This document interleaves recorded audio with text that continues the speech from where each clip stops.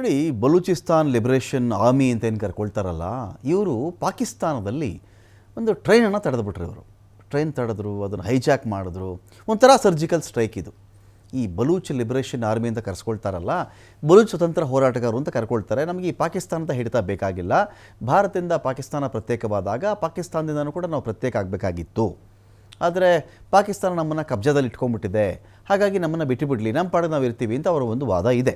ಇದೀಗ rail hijack ಮಾಡಿದ ಮೇಲೆ ಪಾಕಿಸ್ತಾನ ಸರ್ಕಾರವೇ ಈ ರೈಲ್ವೆ ಹೈಜಾಕಲ್ಲಿ ನಾವು ಸುರಕ್ಷಿತವಾಗಿ ಎಲ್ಲರೂ ಕರ್ಕೊಂಬಂದುಬಿಟ್ವಿ, ನಾವು ಸೇಫಾಗಿ ಎಲ್ಲರೂ ರಕ್ಷಣೆ ಮಾಡಿಬಿಟ್ಟಿದ್ದೀವಿ, ಏನು ತೊಂದರೆ ಆಗಿಲ್ಲ, ಎಲ್ಲವೂ ಸುಖಾಂತ್ಯ ಶುಭಂ ಅಂತ ಹೇಳ್ಕೊಳ್ತು ಪಾಕಿಸ್ತಾನ.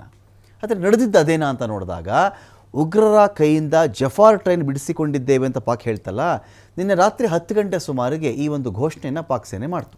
ಆದರೆ ಇದೆಲ್ಲ ದೊಡ್ಡ ಸುಳ್ಳಿದು, ಇವರು ಸುಮ್ಮನೆ ಕಥೆ ಹೇಳ್ತಾ ಇದ್ದಾರೆ ಇವರು ಅಂಥೇಳಿ ಬಲೂಚಿಸ್ತಾನ್ ಲಿಬರೇಷನ್ ಆರ್ಮಿ ಇದೆಯಲ್ಲ, ಇವರು ಅದನ್ನು ಬಹಿರಂಗಪಡಿಸ್ತಾ ಇದ್ದಾರೆ. ಇವಾಗ ತನ್ನ ಸೋಲು ವೈಫಲ್ಯವನ್ನು ಮರೆಮಾಚುವ ಸಲುವಾಗಿ ಇಡೀ ಪಾಕ್ ಸೇನೆನೇ ಸುಳ್ಳು ಹೇಳ್ತಾ ಇದ್ದಾರೆ. ಇಲ್ಲಿ ಇವರೇನು ಆ ಥರದ್ದು ಗೆಲ್ಲಿಲ್ಲ. ಇದರಲ್ಲಿ ಸೇನೆಯಲ್ಲಿ ಸುಳ್ಳು ಹೇಳ್ತಾ ಇದ್ದಾರೆ ಇವರು.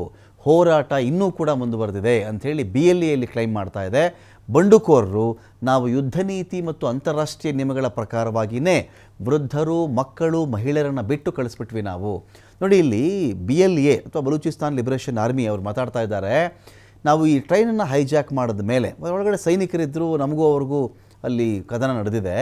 ಆದರೆ ನಾವಿಲ್ಲಿ ವೃದ್ಧರು ಯಾರಿದ್ರೋ, ಮಹಿಳೆಯರು ಯಾರಿದ್ರೋ, ಮಕ್ಕಳು ಯಾರಿದ್ರೋ ಅವ್ರನ್ನ ಐಡೆಂಟಿ ಕಾರ್ಡ್ ನೋಡಿ ನೋಡಿ ನೋಡಿ ಅವ್ರನ್ನ ಬಿಟ್ಟು ಕಳಿಸಿದ್ದೀವಿ ನಾವು. ಪಾಕಿಸ್ತಾನ ಸರ್ಕಾರ ನಾವು ಬಿಟ್ಟು ಕಳಿಸಿರೋದನ್ನು ಅವರೇ ಬಿಡಿಸ್ಕೊಂಡು ಹೋಗ್ಬಿಟ್ರು ಎನ್ನುವ ರೀತಿಯಲ್ಲಿ ಸಾಧನೆ ಅಂತ ಬಿಂಬಿಸ್ಕೊಳ್ತಾ ಇದೆ. ಒತ್ತೆಯಾಳುಗಳನ್ನು ಬಿಡಿಸ್ಕೊಂಡಿದ್ರೆ, ಒಂದು ವೇಳೆ ಇದೇ ನಿಜ ಆಗಿಬಿಟ್ರೆ, ಇವರು ಒತ್ತೆಯಾಳುಗಳನ್ನು ಬಿಡಿಸಿಕೊಂಡಿದ್ರೆ ಅವರು ಫೋಟೋ ರಿಲೀಸ್ ಮಾಡೋಕ್ಕೆ ಹೇಳಿ ಪಾಕಿಸ್ತಾನಕ್ಕೆ, ಮಾಡಿ ನೋಡೋಣ. ಪಾಕ್ ಸರ್ಕಾರಕ್ಕೆ ಬಲೂಚಿಸ್ತಾನ್ ಲಿಬರೇಷನ್ ಆರ್ಮಿಯ ಸವಾಲಿದು. ಯುದ್ಧದಲ್ಲಿ ಅನೇಕ ಜನ ಸತ್ತಿದ್ದಾರಲ್ಲ, ಇವರೆಲ್ಲ ಬಿಡಿಸ್ಕೊಂಡು ಹೋಗ್ಬಿಟ್ಟಿದ್ದರೆ ಅಷ್ಟೊಂದು ಶವಪೆಟ್ಟಿಗೆಗಳು ಯಾಕೆ ಬರ್ತಾ ಇತ್ತು ಅಲ್ಲಿ ಅಂತ ಕೂಡ ಒಂದು ಕ್ವಶನ್ನ ಕೇಳಿದ್ದಾರಲ್ಲಿ.